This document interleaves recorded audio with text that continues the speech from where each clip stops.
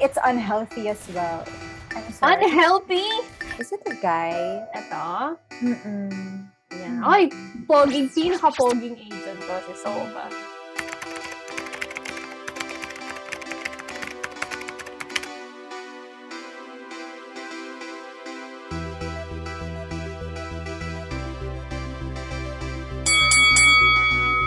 Match found.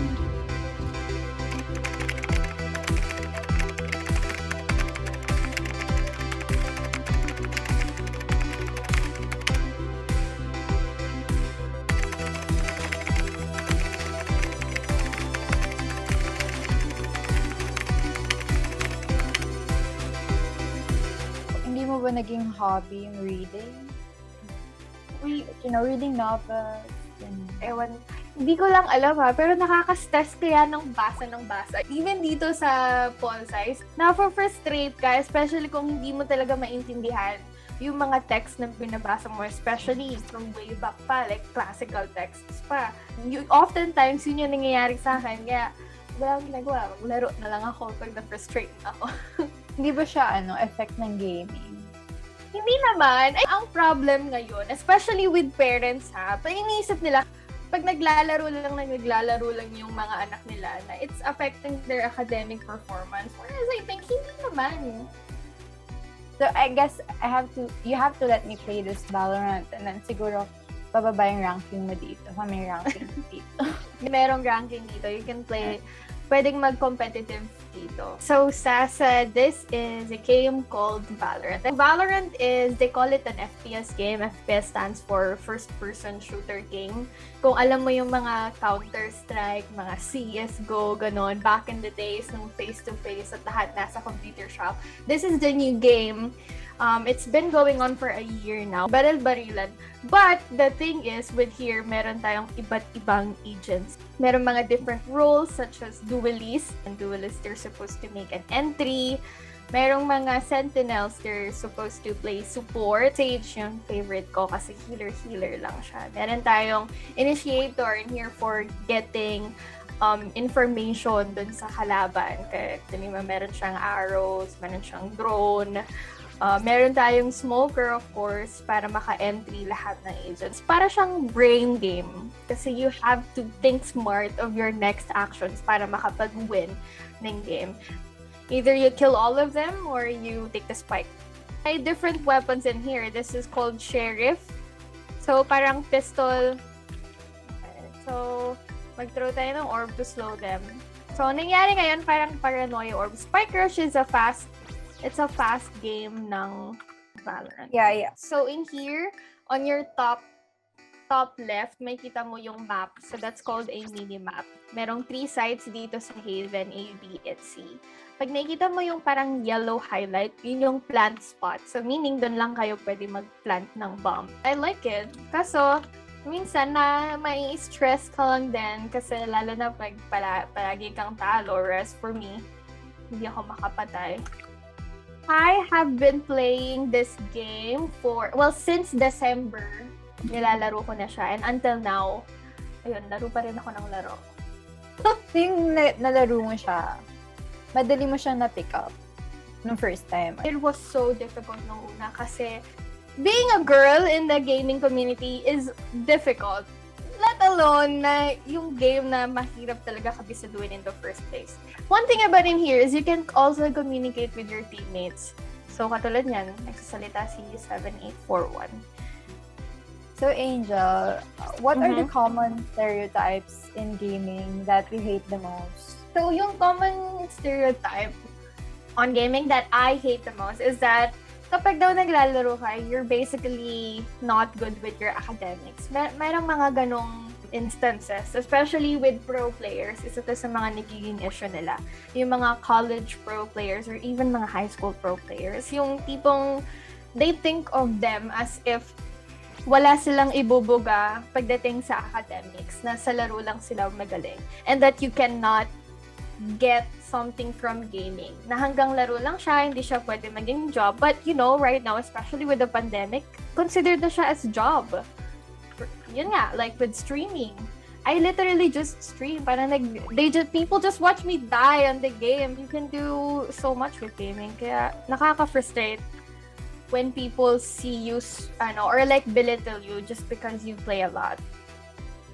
Okay, so what are the common stereotypes that you agree with, Sasa?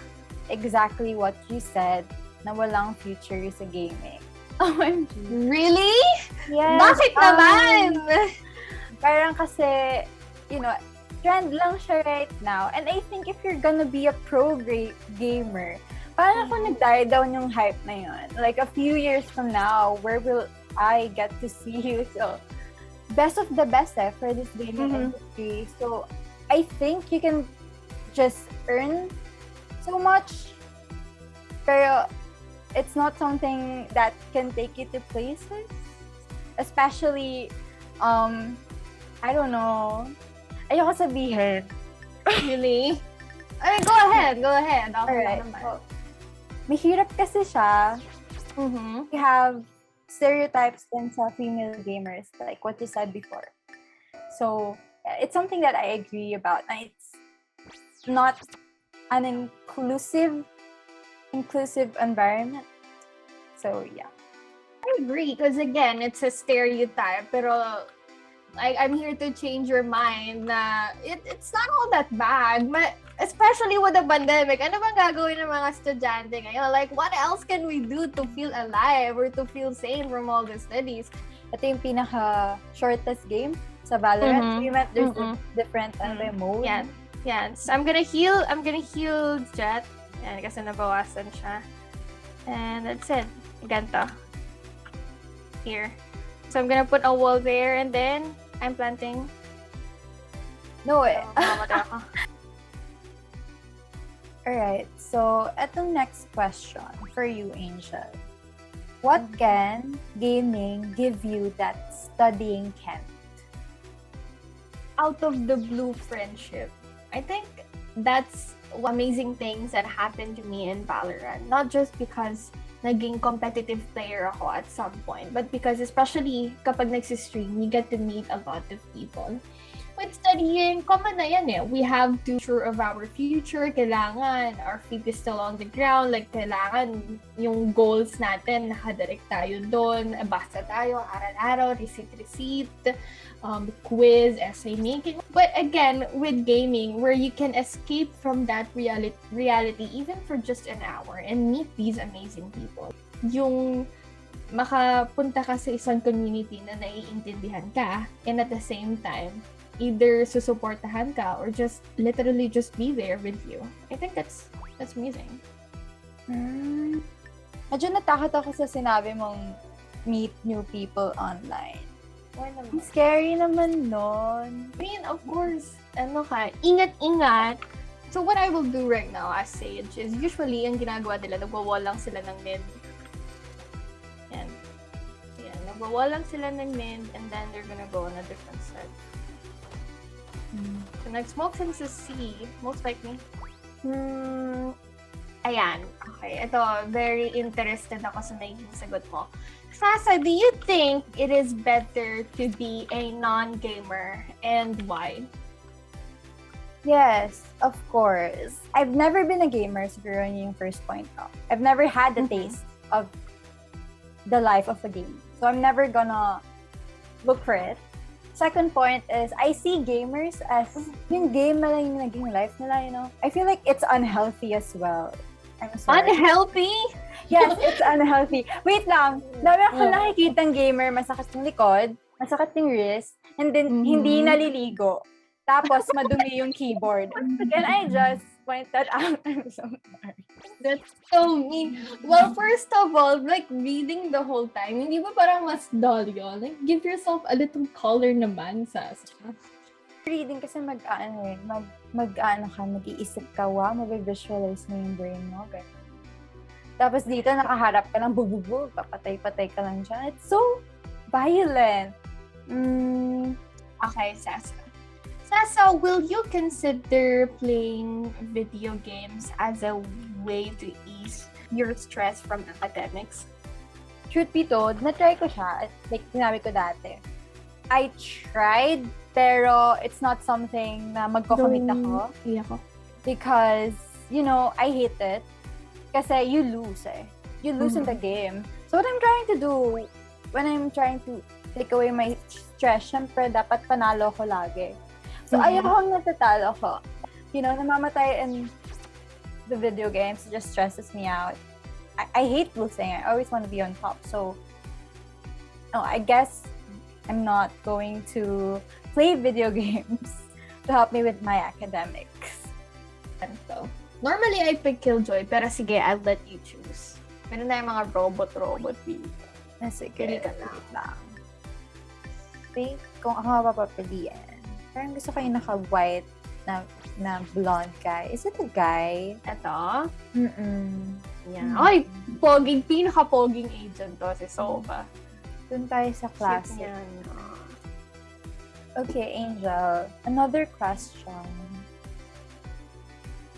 What is your reaction when someone says that you won't have a future in gaming? I get pissed. Like, I get instantly.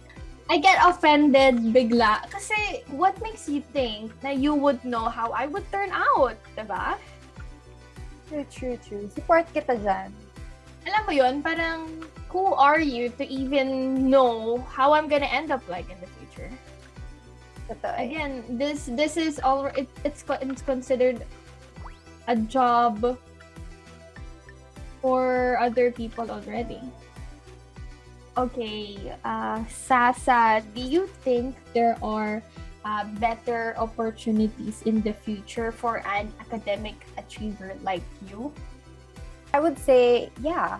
Academic achievers kasi you tend to excel in a lot of subjects, in a lot of areas.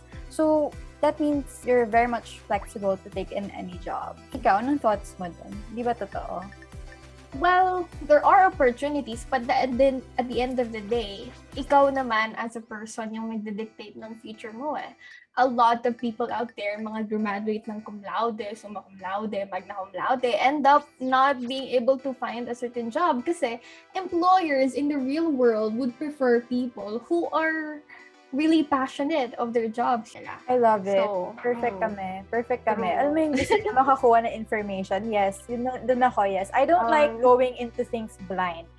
Perfect. True. Go. Anong pangalan Yan. niya? Sova. Yan, may Sova. drone dito. Okay. Nakita mo. Next question. What are your thoughts on being told to avoid playing video games? For people to tell you not to play. Why? Sometimes my parents would tell me na puro ka na lang laro. Like, you should go out, get some sun, kain ka muna bago ka maglaro. And then, they would eventually tell me na puro ka na lang laro, so tigilan mo na yan. Like, to even a point na my dad told me one time na i-uninstall ko na yung game kasi it's affecting me in a personal level. Kaya daw nahihirapan ako matulog at night. Ganun. Physically, do you think you're healthy naman? Or nagkakasakit ka ba? Hindi eh. Well, ako, it's a personal thing. Like, I currently have, clinically diagnosed mental health issues. Pero, I don't think na gaming yung isa sa mga nagiging cause nun. If anything, gaming helps me to be at ease.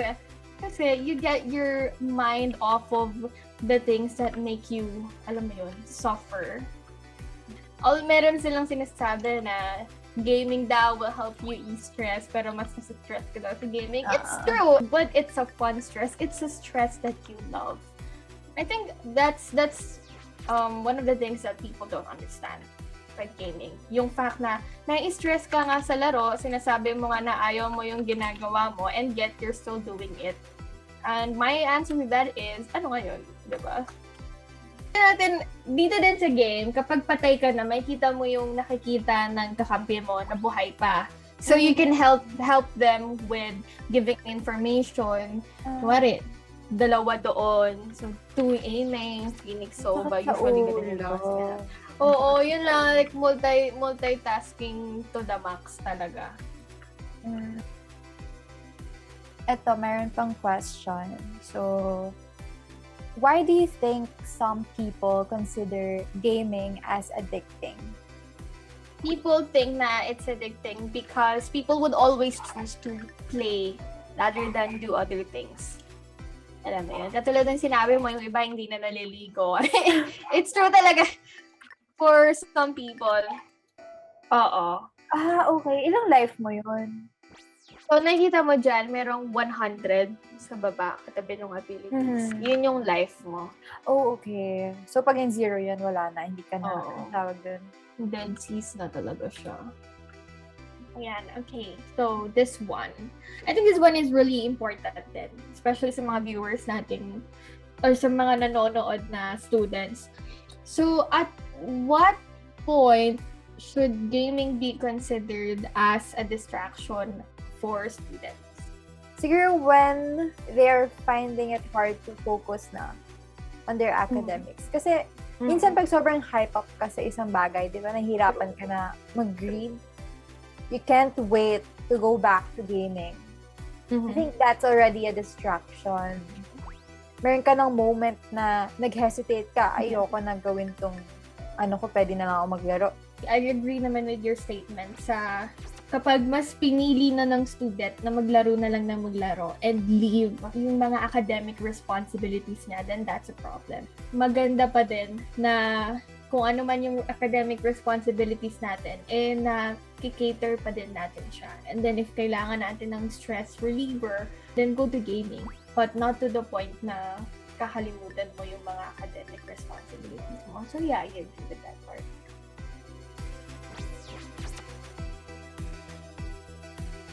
Well, talking to you is really fun because I was able to understand what an academic achiever usually think for gamers or other people na, alam mo yun, yung fact na hindi mo pa natatry makes me feel na I want to be your friend more and fully into gaming, like for a bit. Ganun. And I understand all of the opinion that you told me. Na ganit, like for example, you think na people who play a lot usually don't do anything else in their life besides gaming. But, at the same time, like, at the end of the day, it all depends on how we regulate ourselves or how we control ourselves. And I think either way, gaming, it will still be healthy for people who choose to be healthy with it. Ayan. Same then. I love talking to you. I love to get into your head.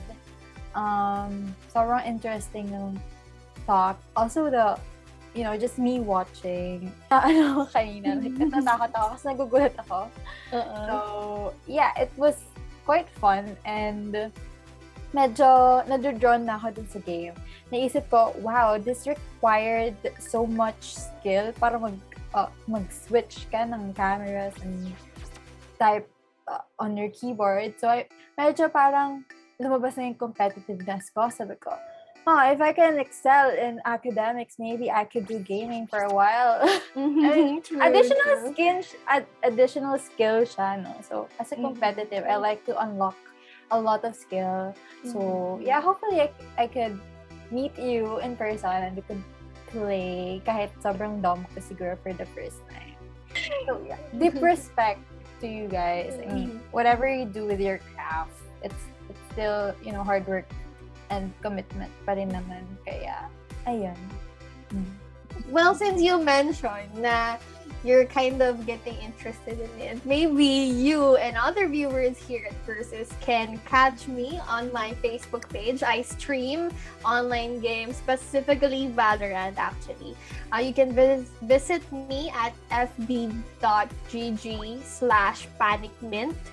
So, my Facebook page, yung Mint Place, pag may nakita kayong maganda, ako na yun.